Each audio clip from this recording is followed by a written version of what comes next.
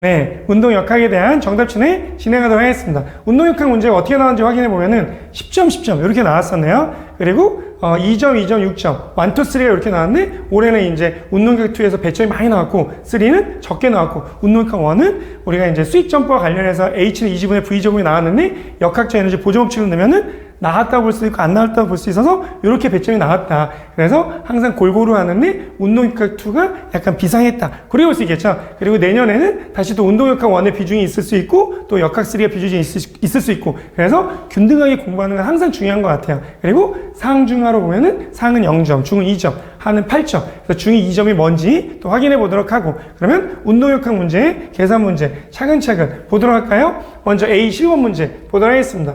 고등학교 체육탐구 수업 시간에 그래서 지뢰 원리, 지뢰가 언젠가 나오겠지 했는데 나왔네요. 그리고 아래 그림은 조정, 싱글 스컬 종목입니다. 노젓기 동작은 몇 종 지뢰에 해당할까요? 물에 잠긴 노 물갈퀴 부분을 축. 그래서 물갈퀴 부분이 축이어요. 그럼 물갈퀴 부분 축. 그러면 이게 이제 물갈퀴가 A 축으로 보는 거죠. 그죠? 그래서 A를 축으로 보고 그리고 여기서 노 손잡이는 힘점. 노 손잡이 이제 힘점으로 보는 거죠. F 힘점.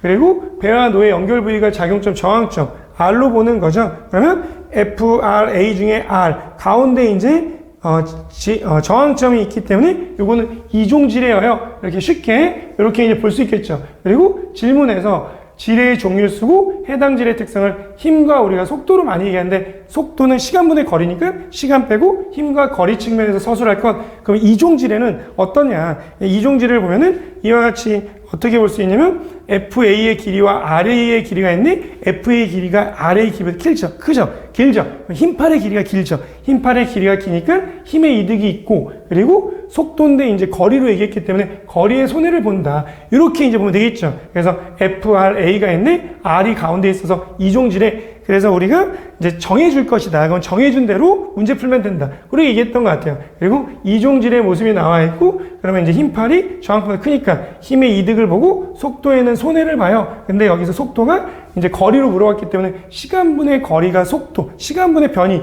일단 거리로 물어봤으니까 이제 거리의 손해를 본다. 그렇게 정리하면 되겠죠. 그래서 이런 문제가 또 먹으라고 이제 쉽게 나왔다. 그렇게 하면 되겠고, 근데 또 이제 이와 같이 이제 이종지뢰를 본 A 학생이 있지만 B 학생, 저는 몇 종지뢰로 생각합니까? 그러면 또 이제 B 학생은 이제 뭐라고 얘기하는지 확인해 보도록 할게요. 배와 노의 연결 부위가 축이고, 그럼 배와 노의 연결 부위, 이거를 이제 축으로 얘기했어요. 우리 B 학생은, 그리고 여기서 사람의 손잡이가 당기건 미는 힘에 의해, 그러면 이거는 또 F, 힘이라고 얘기했어요. 그리고 노 물갈퀴가 저항이라고 얘기했죠. 그럼 여기는 가운데가 이제 축이 가운데가 있는 거죠. 그러면 축이 가운데 있기 때문에 일종지뢰다. 그래서 이렇게 일종지뢰 볼 수 있고 FAR이니까 A가 가운데 있으니 일종지뢰예요. 이렇게 이제 쉽게 또 맞출 수 있을 것 같아요. 됐죠? 그리고 해당 지뢰에서 이와 같이 이제 일종지뢰로 이제 보는 그런 것도 있는데 일단 이 지뢰에서 사람이 노 손잡이를 당길 때 그래서 노 손잡이를 당기는 걸 얘기하고 있는 거예요. 그렇죠? 그럼 물이 양쪽 노 물갈퀴에 작용하는 두 작용력의 합력 방향. 이거는 이제 어떻게 보면 되냐면요. 이렇게 보면 돼요. 여기서 이제 뭐라고 되냐면 양쪽 노는 배와 노의 연결 부위 대칭으로 움직이며 모든 조건, 노를 당기거나 미는 힘. 이제 이건 당기는 걸 얘기하는데 노의 형태 질량 등이 동일하다. 이거는 우리가 이제 이 손이라고 생각하면 되고 손으로 수영할 때 잡아당기는 거잖아요. 그러면 잡아당기는 반대 방향은 잡아당기는 합력에 의한 추진 합력으로 보는 거죠. 그렇죠? 네. 그래서 여기서 두 작용력, 저항력의 합력 방향은 항력에 의한 추진력, 12시 방향으로 이렇게 하는 거죠. 이 노가 손이라고 생각하고 여기 잡아당기는 이 방향으로. 그렇죠? 네. 항력에 의한 추진력, 그걸 얘기하고 내 몸이 당연히 위쪽으로, 12시 방향으로. 그렇게 가겠죠. 그래서 이와 같이 물이 양쪽 노 물갈퀴에 작용한 두 작용력, 그럼 이 물에 의한 이 물을 잡아당기는 이 방향으로 움직일 때, 노가 움직일 때 그에 대한 물은 이쪽으로 이제 당겼죠. 그러면 이렇게 합력에 의해서 12시 방향, 그걸 얘기하겠죠. 그래서 물이 양쪽 노 물갈퀴에 작용하는 두 작용력의 합력 방향은 12시 방향이다. 그래서 이렇게 손을 저을 때 이 젓는 것에 대한 물은 이쪽 방향으로 작용하니까 작용에 대한 반작용력, 그걸 얘기하겠죠. 그래서 여기에서 이제 추진항력 이론, 언급되어 있고, 그래서 수형 추진력이 가장 오래된 이론으로 뉴턴의 3법칙에 의해서 기초하여 카운셀만 실바가 제시한 추진 학력 이론이다. 그래서 수영 선수에게 작용하는 추진 학력이 수영하는 중에 추진력으로 기인한다. 그걸 얘기하고 있는 거죠. 그래서 물은 학력. 그러면 이렇게 손으로 잡아당기는 이 물갈퀴가 가는 그거에 따른 반대 방향으로. 그래서 두 방향의 합력 방향, 12시 방향. 그렇게 우리가 수영하는 걸로 생각하면 또 쉽게 이제 볼 수 있는데, 이게 우리가 본 적도 없는, 이제 본 적도 있기도 하겠지만 없는 게 나와서 당황했던 것 같아요. 그리고 배의 이동 방향은 마찬가지로 우리 몸이 이렇게 손으로 잡아당길 때 그 반대 방향, 학력의 추진력, 그거를 나타내기 때문에 동시에 또 12시 방향이다. 그렇게 보는 거죠. 그래서 수영 선수의 손과 발이 물속에서 뒤쪽으로 움직일 때, 이렇게 뒤쪽으로 움직일 때 물에 의해 발생하는 앞쪽 방향으로 반작용력이, 그래서 이렇게 6시 방향으로 이렇게 할 때 12시 방향으로 그렇게 가게 된다. 그래서 이거는 약간 수영 느낌으로 보면 좋은데 갑자기 이게 나오니까 좀 당황했을 것 같아요. 그래서 실수한 친구들이 많이 있었고, 이게 난이도 중이에요. 그러니까 이런 것들은 본 적이 없어서, 그리고 이런 것들을 모의고사에 낸 적이 없어서, 아, 이게 뭐지? 생각할 수 없는, 그쵸? 그래서, 아, 이게 손으로 이렇게 생각하면 되구나. 그리고 나중에는 미는 걸로 해가지고 이제 이렇게 가는 것도 또 이제 문제를 낼 수 있지 않을까. 그런 생각도 해봤습니다. 이거는 당기는 거니까. 그쵸? 그래서 물을 잡아당기는 그런 걸로 인식하면 되겠다. 그렇게 보면 좋을 것 같아요. 됐어요? 네. 그래서 버터플라이나 평형에서 이루어지는 그런 걸로 정리해서 생각하면 어떨까? 그런 생각을 해봤습니다. 그렇죠? 네. 그래서 이런 것들이 또 생각을 많이 하고 막 시험지를 돌려보기도 하고 이랬다고 이제 얘기하더라고요. 그렇게 해서 이렇게 또 10원 문제가 해결되는 것 같고, 그리고 전공 B 운동역학 문제. 요거는 어떤 겁니까? 배구 서브 강하게 넣을 경우 공이 상대 코트 위로 나갈 가능성이 높아진다. 하지만 공에 탑스핀을 걸면 마그누스 효과로 인해서 코트 안으로 들어갈 가능성이 높아지죠. 그래서 마그누스 효과에 원래 이렇게 이와 같은 궤적이라면 이렇게 탑스핀을 때리니까 이게 상대적으로 좀 마그누스 힘에서 뚝 떨어지는 그런 느낌이 있는 거죠. 가능성이 높아진다. 아래 그림은 톱스핀 서브를 한 공이 네트를 넘어간 이후 상황이다. 그림같이 톱스핀이 걸린 공이 4시 방향으로 이동 중일 때 이게 비행 경로죠. 그죠? 그래서 이와 같이 4시 방향으로 비행 경로가 이렇게 이동하고 있는 거예요. 그래서 비행 경로가 이렇게 4시 방향일 때 양력, 이 양력을 뭐라고 그래요? 이 양력이 바로 마그누스 효과에 의한 양력이어서 이거를 마그누스 힘이라고 얘기하죠. 이 마그누스 힘이 몇 시 방향으로 작용하냐? 그러면 비행 경로에 따른, 이거는 공의 회전 방향이 이렇게 되고, 그러면 항력의 기류 방향이 이렇게 돼서, 그러면 공의 회전 방향을 이렇게 그려보고, 기류 방향은 이와 같은 형태로 볼 수 있겠죠. 기류 방향, 회전 방향은 이렇게 연두색으로, 기류 방향은 황토색으로. 그러면 이거는 상대적으로 회전 방향과 기류 방향이 반대이기 때문에 속도가 느리고 마그누스 베르누이 정리에서 압력이 높은, 그러면 이게 고압을 얘기하는 거죠. 고. 그리고 이건 회전 방향과 기류 방향이 서로 같기 때문에 이건 속도가 빠르고 베르누이 정리에서 압력이 낮은, 이거는 절을 얘기하는 거죠. 그러면은 이건 상단부, 하단부가 있는데 이와 같이 이동 방향에 대한 비행 경로의 수익성 분량이 양력이죠. 그러면 수익성 분량은 뭡니까? 그러면 이 180도로 보면은 5, 6, 7, 8, 9, 30도, 30도, 30도, 30도, 30도. 그러면 30도, 30도, 60도, 90도. 이 방향, 7시 방향을 얘기하겠죠. 그죠? 네. 그래서 이게 7시 방향이 된다. 비행 경로에 대한 수익성 분력. 그죠? 그게 마그누스 힘 양력이기 때문에 그걸 얘기하는 거예요. 우리가 이제 그림이 이와 같은 형태로 되면은 이렇게 많이 알고 있는데 이와 같은 형태로 돼서 좀 헷갈리지 않았을까 그런 생각이 들고, 이 그림을 보면은 이렇게 이제 가는 이와 같은 방향에서 마그누스 힘이 이렇게 회전이 이렇게 되고 있을 때, 그래서 이와 같은 마그누스 힘 그런 느낌으로 또 이제 마그누스 힘이 이와 같은 거 그런 걸로 볼 수 있다. 그렇게 보면 될 것 같아요. 그렇죠? 네. 그렇게 보면 그래서 좀 쉬운 문제인데 좀 깊게 생각해서 우리 학생들이 실수하지 않았나. 그 다음에 유체 속을 빠르게 이동하는 배구공, 이게 이제 느리게 이동하면 정상류, 측류, 우리 맵에도 있죠. 그렇게 되고 빠르게 이동할 경우에는 이제 뒤쪽에 압력이 낮은 항적지역, 그렇죠? 압력이 낮은 항적지역. 왜 생기는 거야? 터뷸런스, 난류 때문에. 그래서 유체 흐름의 종류가 두 가지가 있죠. 측류와 난류가 있는데, 여기서 난류가 발생한다. 빠르게 이동하면 배구공에는 일반적으로 반대편 뒤쪽에 유체 흐름의 한 종류인 측류와 난류 중에 난류가 발생한다. 이때 난류에 의해 압력이 낮은 지역, 이 압력이 낮은 지역을 항적 지역이라고 얘기하는 거죠. 그래서 전면부의 압력이 높고 후면부의 압력이 낮으니까 형태 압력이 발생하는 거고, 이거는 유체 흐름의 한 종류인, 유체 흐름의 한 종류는 층류와 난류가 있는데 이걸 얘기하고 있는 거죠. 난류. 그래서 유체 마찰과 유체와 물체 사이의 상대 속도에 달라진다. 그래서 상대 속도가 계속 시험에 나왔었는데 그거를 이제 층류와 난류로 구분해서, 그래서 이렇게 이제 공이 이거는 어떻게 이제 움직이고 있는 거냐면 이쪽으로 움직이고 있는 거죠. 왜 이렇게 움직이고 있냐? 기류가 이렇게 움직이고 있겠니까. 그래서 그러면 뒤쪽에 이제 층류, 속도가 느리니까 층류가 발생하는 거고, 이거는 공이 이렇게 움직이고 있는 거죠. 그러면 공이 이와 같은 형태로 이제 움직이고 있는데 뒤쪽에 이제 속도가 빠르니까 난류, 터뷸런스, 그게 있는 거죠. 그래서 난류에 의한 압력이 낮은 항적 지역, 이런 것들을 우리가 예전에 이제 골프공에 의해서 본 적이 있었던데 그런 걸로 나왔었다. 그리고 상대 속도 나왔던 층류와 난류. 그래서 맵에서 회색으로 되어 있는 정상류, 난류, 유체 흐름의 한 종류, 난류가 나왔네요. 이런 것들은 또 중으로 본 게 우리 친구들이 이제 이런 것들을 막 아주 열심히 이제 봤을까 하는 마음으로 한번 또 이제 마음에 좀 틀린 학생도 있는 것 같아서 중으로 이렇게 표현해 봤습니다. 그래서 빠른 속도에서 난류의 흐름, 그러면 빠르게 움직일 때 난류에 의해 압력이 낮은 항적 지역. 그래서 압력이 낮은 지역은 항적 지역이고, 이거는 난류에 의해, 그걸 얘기하는 거죠. 난류에 의한. 그래서 그렇게 해서 유체 흐름의 한 종류, 이게 힌트가 되겠네요. 그래서 그렇게 해서 볼 수 있었다. 그러면 또 이와 같은 문제가 이제 나왔었고, 이런 것들을 또 이제 우리 친구들이 이제 좀 쉽게 접근해서 이제 7시 방향, 이렇게 난류, 이런 경우도 있고, 좀 요거는 좀 다르게 생각해서 이제 틀린 경우도 있고, 그렇게 해서 이제 이런 것들도 확인해 볼 수 있을 것 같아요. 그래서 컨디션이 참 중요한 것 같기도 하고. 그 다음 문제 보겠습니다. 전공 B 11번 문제 보도록 할까요? 이거는 다양한 이제 스쿼트 동작에 대한 거고, 요거를 우리가 이제 문제를 많이 풀었던 것 같아요. 지면 발력에 대해서. 그죠?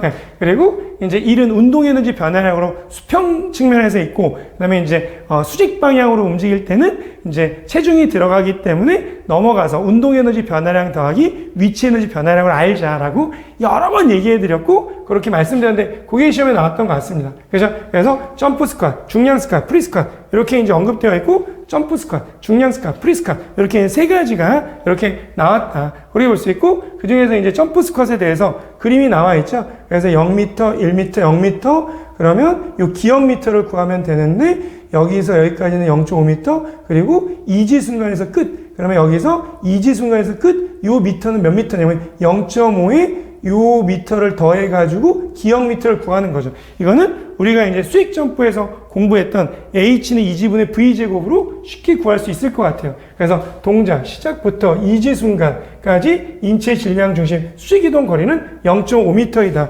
시작부터 이지는 0.5m 이렇게 이제 되어 있고, 이지 순간부터 끝 요거를 이제 모르는데 이지 순간의 끝을 구한 후에 0.5를 더하면 시작부터 끝까지 인체 질량 수직 이동 거리를 구할 수 있는 거죠. 예전에는 요 높이를 알려주고 요거를 구해가지고 전체 길이를 구하라고 했는데, 이제는 요 길이를 알려주고 1에서 1m/s 이지 순간부터 끝에 이르는 요 길이를 구한 후 이거를 구하라는 식으로, 그렇게 이제 문제를 약간 좀 변형해서 냈던 거죠. 이걸 좀 당황한 친구도 있었겠죠. 그래서 시작부터 이지 순간까지 소요된 시간은 1초고 이지 순간 신체 능력 수익 속도는 1m/s이다. 이렇게 또 나와 있어요. 그러면 우리가 이제 요 이지 순간부터 끝에 이르는, 그러면 이거는 처음에 이제 운동 에너지, 그리고 정점에서는 이제 위치 에너지가 이제 그 운동 에너지 0이 되는 거고, 위치 에너지가 존재하는, 그래서 2분의 mv 제곱은 mgh에서 h는 2지분의 v 제곱, 그걸로 이제 구해지는 거죠. 그래서 이제 시작이 0.5m예요.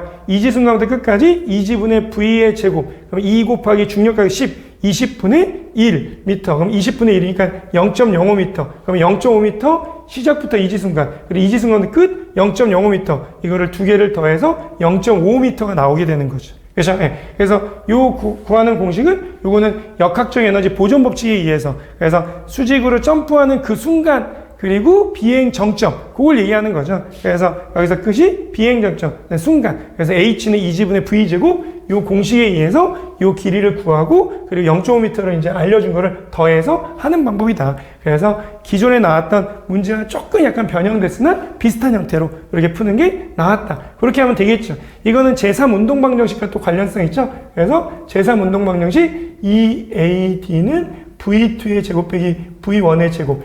이와 같은 형태로 구해지는 거죠. 그래서 이 내용에 의해서 또 이제 H는 2지분의 V제곱이 나온 겁니다. 그렇게 해서 할 수 있고. 그 다음에 프리스쿼트를 할 때 평균 수익 발력 크기를 단위와 함께 쓸 것.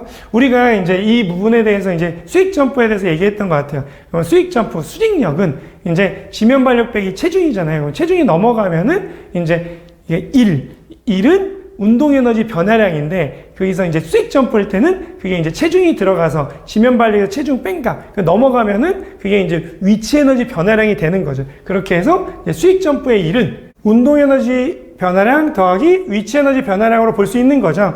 그리고 수익 점프의 1은 평균 수익 지면 발력 곱하기 높이 그리고 2분의 1 mv 끝의 제곱 빼기 v 시작의 제곱 더하기 mgh. 그래서 운동 에너지 변화량 더하기 위치 에너지 변화량, 위치 에너지. 그리고 볼 수 있는 거죠. 높이는 이렇게 이제 0.5m로 나와 있어서 H2에서 H1을 뺀 것을 볼 수 있기 때문에. 근데 여기서 재밌는 거는 이와 같이 시작할 때의 0m/s, 끝의 0m/s에서 이 0과 0이기 때문에 운동 에너지 변화량이 0이 돼서 평균 수익 지면 발력은 mg, h가 이렇게 지워지면서 이렇게 나올 수 있는 거죠. 그래서 평균 수익 지면 발력 mg, 그러면 지면 발력은 mg 40kg 곱하기 10m/s 제곱해서 400kg m/s 제곱 400N이 나오는 걸 알 수 있죠. 그렇죠? 그렇게 볼 수 있겠다. 그리고 중량 스쿼트를 할 때 사람이 한 일의 양은 어떻게 되냐? 이거를 단위와 함께 써라. 그러면 중량 스쿼트는 또 요걸 얘기하는데 중량 스쿼트는 어떻게 됩니까? 여기에서 그림이 똑같은데 배낭을 맺죠. 숨은 그림 찾기죠. 그래서 배낭. 그래서 40kg, 5kg. 여기에 나오기도 하죠. 이렇게 체중과 배낭의 무게를 이용했다. 이렇게 나오고 그러면 또 여기서 수익 점프할 때 1은 운동 에너지 변화량 더하기 위치 에너지 변화량을 뜻하고 그러면 2분의 1 m v 제곱 빼기 v 시작의 제곱 더하기 mgh. 그러면 요거는 0과 0이죠. 여기서도 0과 0이어서 0이 되고 그러면 위치 에너지 변화량이 45 곱하기 이제 mgh에 해당되는 10m/s 제곱 0.5m에서 225줄이 나와요. 이렇게 이제 구해지는 거죠. 그렇죠? 네. 그래서 이거는 어떤 걸 얘기하고 있냐면 1은 수익 점프할 때 1은 운동 에너지 변화량 더하기 위치 에너지 변화량이다. 수익 점프의 1은 원래 1이 운동 에너지 변화량인데 그 1에 대한 F 곱하기 D가 있는데 그 F의 R자힘, 그 R자힘이 뭐냐? 그러면 지면 발력 빼기 체중이죠. 그래서 체중 곱하기 D가 넘어가면서 위치 에너지 변화량이 돼서 그것이 1은 사람이 한 1은 지면 발력이 한 1은 운동 에너지 변화량 더하기 위치 에너지 변화량으로 계속 안내되었던 그 내용이 나온 거죠. 그렇죠? 네, 그렇게 볼 수 있다. 그래서 이렇게 이제 정리가 되고 마지막 문제가 하나 더 있죠. 그렇죠? 네, 그리고 뭐라고 되어 있냐면 이와 같은 걸 쓰고 세 가지 스쿼트까지를 초기 1초 동안에 한 일률, 그러니까 전부 다 1초기 때문에 1초이기 때문에 1을 구하면은 여기서 가장 높은 과제, 일률이 가장 높은 과제부터 가장 낮은 과제 순서대로. 그러니까 일률인데 다 1초니까 1이 가장 높은 과제부터 1이 가장 낮은 과제. 또 그렇게 볼 수 있는데 그거는 또 넘겨서 이렇게 이제 계산을 해볼 수 있는 거죠. 그래서 이와 같은 형태로 봤을 때 수익 점프의 1이 운동에너지 변화량 더하기 위치 에너지 변화량에 의한 공식에 의해서 하는데 요거는 처음 속도하고 나중 속도가 0과 1로 되기 때문에 2분의 1 그리고 질량은 40kg m 그래서 1제곱 빼기 0제곱이죠. 1제곱 빼기 0제곱 그래서 여기서 이제 20줄이 나오게 되겠죠. 그리고 mgh에 의해서 400이 나오는데 0.5니까 200 그래서 200 더하기 20에서 220줄이 나오죠. 그렇죠? 그렇게 점프 스쿼트에 1이 나오고 그리고 중량 스쿼트의 1은 우리가 방금 구했던 225줄이 되는 거죠. 그리고 프리 스쿼트의 1은 이와 같이 똑같이 해가지고 여기에서 이제 40 곱하기 10 0.5니까 200줄이 나오는 거죠. 그렇죠? 네. 그래서 200줄, 225줄, 200줄이 나오는데 여기서 이제 1률이니까 다 1초로 나눠져야 되겠죠. 그래서 220줄 1을 1초로 나누면 220와트. 그리고 225줄을 1초 나누면 225와트. 그래서 200줄을 1초 나누면 200와트에서 가장 높은 과제, 일률이. 그러면 중량 스쿼트, 그 다음 점프 스쿼트, 그 다음 프리 스쿼트. 이렇게 되겠죠. 그렇죠? 네. 그래서 우리가 또 이와 같은 형태로 순서대로 나열하시오. 이렇게 이제 볼 수 있겠습니다. 시험에 예전에 수익 점프가 나왔었는데, 그래서 지면 발력이 한 1의 값에 대해서 980 뉴턴이었나? 예, 980 지면 발력 크기. 그리고 또 이제 지면 발력이 한 1, 그런 것들이 나왔던 것 같아요. 그래서 그게 이제 1은 이제 운동 에너지 변화량인데, 그 1이 수익 점프니까 1이 운동의 변화량 더하기 위치 에너지 변화량으로 나왔던 걸 다시 내줬다. 그런 것들을 또 모의고사 때 여러 번 강조해서 그런 걸 안내해 드렸는데, 그게 이제 또 그대로 나왔다. 그렇게 이제 접근하면 되겠습니다. 됐죠? 네. 그래서 또 여기까지 봤고, 또 이 문제들이 우리에게 주는 교훈은 어떤 겁니까? 쉬운 문제 맞추고, 어려운 문제 틀리는 운동 역학 임하는 자세. 그렇죠? 네. 이번에도 이제 쉬운 문제 나오고, 어려운 문제도 조금 있었는데, 뭐 틀린 건 틀리고, 그리고 비계산 문제 나오죠. 기출문제 정답으로. 그리고 계산 문제는 1일 10개로 하는데, 또 이제 그 많은 계산 문제 중에 특히 강조한 수익 점프가 나와서 또 잘 맞출 수 있지 않았을까. 공식을 외우면 맞출 수 있는 문제가 꼭 출제되기 때문에 공식을 외워서 또 연습해보자. 그리고 비계산 문제, 기출문제 정답, 계산 문제, V존 미니를 통해서 1순위, 2순위, 3순위 계속 소식을 알려드리는 거죠. 그죠? 그리고 추가적인 내용까지 이렇게 해서 공부 방향과 전략을 삼으면 되겠다. 그리고 우리가 또 운동역학 계산 문제 변공 개점검에 의해서 계속 반복하는 하루에 10개의 계산 문제를 풀면서 점점 익숙해지고, 계산 문제가 아닌 문제도 계산 문제 하다 보니까 점점 좋아지는 그런 모습을 띌 수 있을 것 같아요. 그래서 기출 문제는 계속 영역별에서 연도별로 1일 쉽게 하고, 머리, 엉덩이, 손, 결국 머리도 좋지만 엉덩이가 많이 의자에 앉고 결국에는 손으로 하는 거다. 슬로우 앤 스테디, 윈스터 레이스, 심플 앤 스마일. 이 쉬운 문제를 계속 위주로 공부하다 보면 좋은 점수가 나오겠다. 이렇게 안내해드렸고, 이런 방법으로 또 내년에도 수업이 진행될 예정입니다. 됐죠? 예. 그러면 운동생리학 문제 들어가도록 할까요? 운동생리학 먼저 A 10번부터 보도록 하겠습니다. 에너지 대사가 나왔네요. 그래서 올해 이제 에너지 대사가 나오지 않을까 그런 생각이 있었는데, 그럼 또 운동 생리학에 대해서 어떻게 되는지 과거의 10점이 이제 10점으로 고르게 되고, 그 다음에 이제 10점에 10점인데 이렇게 1, 2, 3, 4 0점으로 나왔던 에너지 대사 이게 6점으로 나오게 되고, 그 다음에 신경계 근육계 5점이었는데 0점으로 나오고, 그 다음에 생리학 호흡순환계, 그 다음에 환경도 있고, 그 다음에 트레이닝 운동 처방 이런 것들이 0점이었는데 2점으로. 그래서 생리학투와 신경계 근육계 호흡순환계 위주로 나왔던 작년이라면, 올해는 그 신경계 근육계가 가장 비중이 높은 것이 없어지고, 그 다음에 에너지더 내분비계, 그 다음에 호흡순환계, 운동과 간격, 트레이닝 운동 처방 이렇게 이제 배점이 나왔다. 그래서 영원히 강자도 없고 영원히 약자도 없고 계속 약간 좀 강약으로 나와서 이렇게 나온 걸 바탕으로 또 내년을 좀 예상해보고, 또 이런 것들 뒤통수 맞지 않게 보완으로 해서 항상 중심과 그 다음에 좀 ETC 이런 것들을 잘 섭렵해서 안내해드리고 있는 것 같아요. 됐죠? 그래서 상, 중, 하가 있는데 올해 운동생 이야기 하가 10점이고 학생들이 많이 쉬었다 이렇게 많이 얘기하는 것 같습니다. 그러면 운동생이야 문제를 통해서 그래서 에너지 대사가 올해 시험 배점이 좀 많이 나오지 않았나 그런 생각 갖고 있고, 근육세포 ATP 저장 한계, 지속적 근육활동에 근수축이 필요한 에너지가 ATP가 지속적 공급돼야 한다. 지속시간에 따라 ATP 생산의 비율 이런 걸 에너지 연속체라고 얘기하죠. 그래서 그림이 이렇게 나왔는데 이 그림은 바로 이 그림을 이렇게 바꿔서 낸 거죠. 그래서 이와 같이 흰색 동그라미에 의해서 이루어지는 유산소성 과정이 있고, 그 다음에 검은색 동그라미에서 이루어지는 무산소성 과정이 있다. 그렇게 정리할 수 있을 것 같아요. 그리고 가 과정, 그러면 가 과정은 무산소 과정인데 이 무산소성 과정은 어떻게 이제 구성됩니까? 무산소성 과정은 무슨 시스템과 해당 과정으로, 이 해당 과정, 젖산 시스템, 무산소성 해당 과정 알고 있고, 인원질 시스템, ATP PC 시스템, ATP PCR 시스템. 그래서 중복 답안이 뭐 ATPC, ATPCR, 인원질 이렇게 이제 문제를 낼 수 있겠죠. 그리고 이와 같은 ATP PCR 인원 시스템의 속도 조절하는 효소를 CK, 크레아틴 키나제라고 얘기하고, 해당 과정의 속도를 조절하는 효소를 포스포프록토키나제 PFK. 그래서 PFK 인산과당 분해효소 포스포프록토키나제 이렇게 할 수 있겠죠. 이게 크레아틴 키나제를 썼기 때문에 포스포프록토키나제 이렇게 볼 수 있겠다.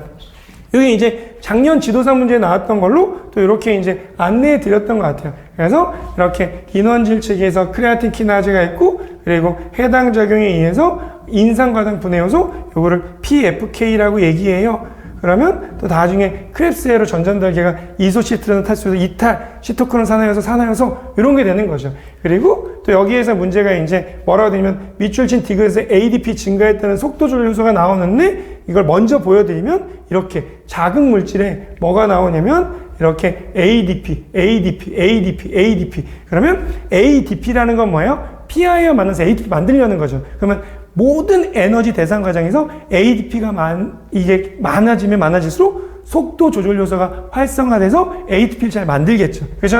그렇게 또 볼 수 있는 문제가 나왔다. 그렇게 이제 그려집니다. 그리고 이와 같은 모든 에너지 시스템에서, 그렇죠?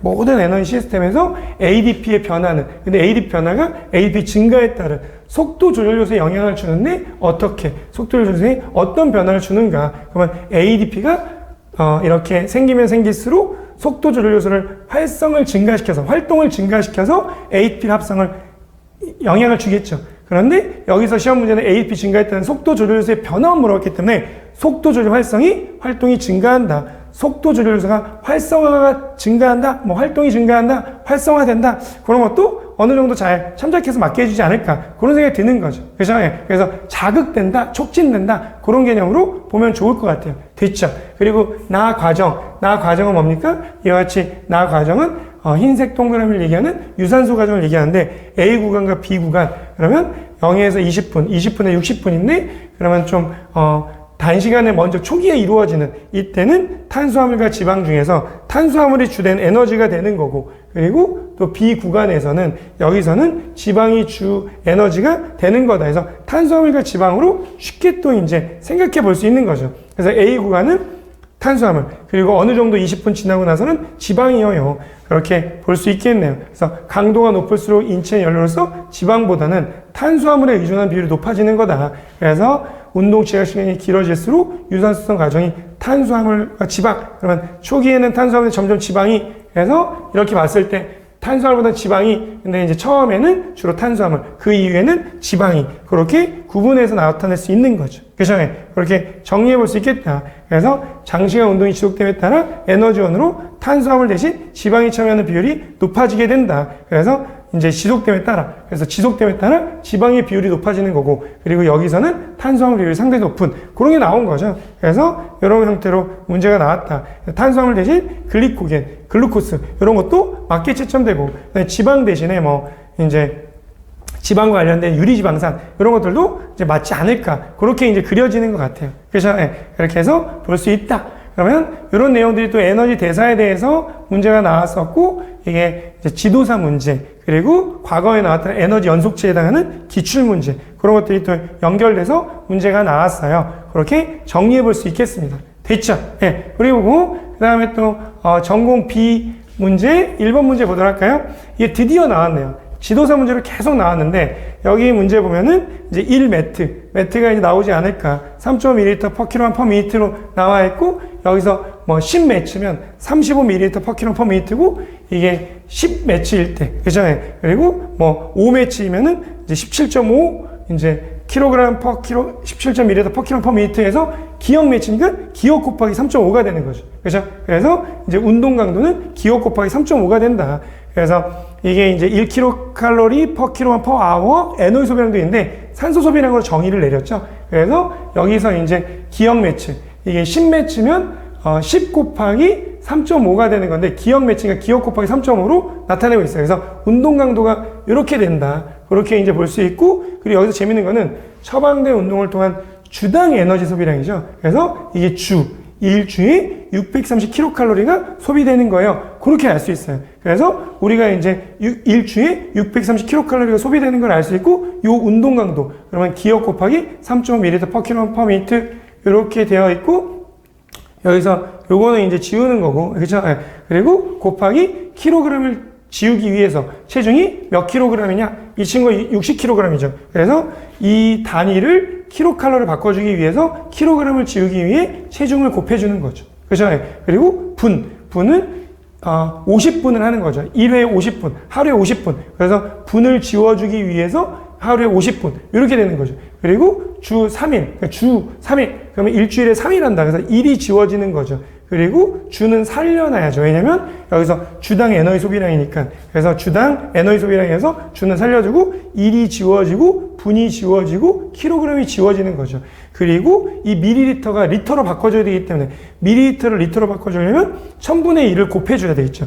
리터를 밀리리터로 곱하기 1000. 그럼 밀리리터를 리터로 1000분의 1로. 그리고 리터는 5kcal. 1리터는 5kcal. 그래서 1000분의 1 곱하기 5에서 곱하기 200분의 1로 계산을 쉽게 해주기도 하는 거죠. 그래서 항상 이렇게 요거를 곱하는 이유는 밀리리터를 리터로 바꿔주기 위해서 1000분의 1 그리고 1리터는 5kcal니까 이렇게 산소 소비량은 1리터가 5kcal로 정의되기 때문에 그런 거에서 이게 계산의 어떤 시스템이죠. 그렇죠? 네. 그래서 일주에 630kcal가 나온다. 그래서 계산했더니 이 기억은 4가 나오는 거죠. 그렇죠? 네. 그렇게 해서 이렇게 이제 구하는 건데 여기 이제 계산을 하나하나 하는 게 1번 문제로 나와서 학생들이 많이 힘들지 않았나 그런 생각을 또 가져봤습니다. 그 다음에 처방된 운동을 통해 주당 소비된 지방 조직량은 뭐냐? 여기서 이제 문제가 체내 지방 조직 중 순수 지방은 86%로 실제 체내 지방 조직이 소비될 때 열량은 9kcal, 1g당 9kcal 정의됩니다. 선생님, 저는 이걸 구하고 나서 86을 또 곱했어요. 이게 의미하는 게 뭘까? 저도 처음에는 이걸 잘 보다가 이게 뭘까 하고 고민하고 좀 그랬었는데 이걸 잘 봤더니 우리가 알고 있는 지방 1g은 9kcal죠. 9kcal. 지방 1g이 9kcal인 걸 알 수 있어요. 그죠? 9kcal의 이제 열량이 이제 소비되는 거죠. 그러면 지방 1g에 86%. 그러면 9kcal의 86%가 약 7.74가 돼서 7.7 이게 되는 거예요. 그래서 지방 1g은 9kcal 열량을 제공하고 있다. 그러면 9kcal의 이 86%는 7.74kcal. 그래서 7.7. 그러면 7.7. 1g이 7.7kcal 소비되고 있다. 86%가. 그거는 니은 g은 693kcal. 그래서 693을 7.7로 나눴더니 이게 90g이 되어요. 고르게 되는 거죠. 그래서 90g에 다시 86%를 곱하면 안 됐다. 그런 것들을 또 안내해드리고 되겠습니다. 그렇죠? 그래서 이 문제가 1번으로 나와서 좀 당황하지 않았을까. 실제 차근차근 계산하면 풀 수 있는데 우리 친구들이 또 이런 것들이 또 1번 문제로 나오는 순간 이걸 수학 문제가 이게 왠지 좀 이제 마음에 좀 상처를 줘가지고 잘 못 풀어서 또 틀린 경우도 좀 있었던 것 같아요. 그래서 문제는 좀 쉽다고 볼 수 있는데 수험생 입장에서 이거를 시험 시간에 잘 푼다는 게 좀 어렵지 않았을까 그런 생각도 갖고 있습니다. 그렇죠? 그래서 이런 것들이 나왔었고 또 이런 것들이 예상되는 문제로 나왔고 여기에서 이제 차근차근히 풀면 되는 걸로 그렇게 해서 볼 수 있겠습니다. 됐죠? 그리고 전공 B의 9번 문제 보도록 할까요? 이제 고온 환경에서 운동 방법이 나왔고 고온 환경에서 장시간 운동할 때 우리가 이제 너무 잘 알고 있는 요 개념을 얘기하고 있는 거죠. 그래서 심박 출량이 일정하고 그다음에 일회박 출량 감소하는 거 그걸 얘기하고 그다음에 심박수는 증가하는 거 그걸 얘기하는 심혈관 유동 그걸 얘기하고 있는 것 같아요. 그래서 고온 환경 장시간 운동을 할 경우 수분 손실과 함께 심부 체온이 상승하고 심혈관계 부담은 증가하게 된다. 이때 나타나는 일회박 출량과 분당 심박수의 변화는 뭡니까? 일회박 출량은 감소하고 심박수는 증가하는 요 그림. 요 그림은 나눠서 요 그림은 함께 많이 봤던 그림이죠. 그래서 예전에 이제 기출문제로 나왔었는데 이제 최근 10년 이전 문제로 그래서 우리가 최근 10년 동안의 문제도 잘 보는데 그 이전의 문제들도 꼭 봐야 된다. 올해는 최근 10년 이전 문제도 종종 잘 나왔던 거죠. 그래서 연도별 기출문제를 항상 돌리는데 최근 10년도 나왔고 그 이전도 나와가지고 이렇게 됐다. 그래서 V존 이그잼2와 이그잼1을 평소에 잘 보던 것이 또 적용되는 그런 걸로 볼 수 있겠습니다. 그리고 고온 환경에서 장시간 노출됐을 때 발생하는 열 손상 이것도 지도사 문제만 나왔다가 드디어 나왔는데 뭡니까? 잘 모르겠는데 주된 증상은 두통, 혼미, 혼란, 현기증, 무초점 의식, 판단 상실, 의식 상실 잘 모르겠어요. 체온 조절 시스템이 작동하지 않습니다. 여기에 힌트가 있네요. 그러면 체온 가다상승으로 심부 체온이 40도씨 이상 되면은 우리가 알고 있는 열사병이에요. 그렇죠? 실제로 열사병은 요거를 우리가 알고 있잖아요. 체온 조절 시스템이 망가져가지고 이제 체온이 40도 이상 됐을 때 그걸 얘기한다. 그래서 이것도 기출문제 처음으로 나왔는데 지도사 문제가 계속 나와가지고 우리가 또 이제 준비를 해가지고 맞출 수 있었다. 열경련, 근경련, 열탈진, 수분과 전해질 균형이 깨진, 그리고 열사병, 온도 조절 체계가 작동하지 않는 40도씨 이상, 그걸로 문제가 나왔다. 이렇게 볼 수 있을 것 같아요. 그리고 고온 환경에서는 운동을 잘 못하는데 항상성을 유지하기 위해 노력합니다. 고온 환경에 노출되면 수분과 전해질이 손실, 불균형하게 되죠. 인체는 이를 막기 위해 내하체, 후항, 항이뇨 호르몬이 나와서 항이뇨만 쓰라고 그래서 호르몬 앞에 항이뇨 요것만 이제 쓰라고 하는 것 같아요. 뭐 ADH, 바소프레신 다 되는데 이 호르몬이라는 말을 넣어줌으로써 항이뇨 이렇게 되는 거죠. 그리고 뭐에서는 알도스테론, 뇌하체 후엽에서 항이뇨 호르몬, 그러면 부신피질, PR, 그래서 부신피질에서 알도스테론에서 우리가 부신피질, PR로 외우기도 하고 거칠로 외우기도 했던 그런 문제 시험에 나왔습니다. 그래서 문제가 이제 좀 생각보다 좀 쉽지 않았나 이런 느낌이 드는 생리학이었던 것 같아요. 그래서 뇌하체 후엽의 항이뇨 호르몬과 부신피질의 알도스테론 이런 것들도 또 최근 10년 이전 걸로 그렇게 나왔었는데 이제 준비를 워낙 잘해가지고 이런 것들을 또 잘 맞추지 않았나 그런 생각이 듭니다. 네, 그렇게 해서 다 봤나요? 그러면 또 이제 운동생리학 이 문제를 통해서 항상 이제 V존 이그잼2 영역별로, V존 이그잼 연도별로 최근 10년간 너무 중요하면서 그 이전까지 잘 봐야 되겠다. 지도사가 우선순위가 정말 중요하죠. 너무 양이 많기 때문에 V존 맵 구조도 암기하고 V존 미니 이해해서 모의고사를 잘 적용하면 되겠다. 그렇게 보면 될 것 같아요. 네, 그러면 제가 이제 체육교육론부터 운동생리학까지 다 마무리했는데 2023년 전공체육은 어떻게 공부하면 좋을까요? 기출문제 공부비법. 과거 2024년 이전 기출문제도 반복된다. 그렇지만 중요 기출문제 위주로. 기출문제 중 중요 문제인 경우는 더 들어가서 본다. 킬러 문제는 그냥 답 정도만 알아도 괜찮다. 이런 것들을 이제 제가 이제 이론 강의를 잘 안내해 주는 거죠. 또 기출문제 그대로 나오기도 하고 기출문제 친구들이 나오기도 하죠. 이런 것들을 바로 옆 또는 다른 곳에 있는 이런 구분을 잘 안내해서 우리 친구들이 뒤통수 맞지 않도록 그렇게 최선을 다해 도와드리도록 하겠습니다. 그리고 전공체육 공부비법 구조도 제 교재에 이제 구조도가 딱 나오죠. 중요 테마 반복되고 그리고 연도별이 다 있죠. 그래서 기출과 지도사가 언제 어떻게 나왔는지 표시되어 있는 걸 확인하고 반복하니까 익숙하게 되죠. 암기하게 되죠.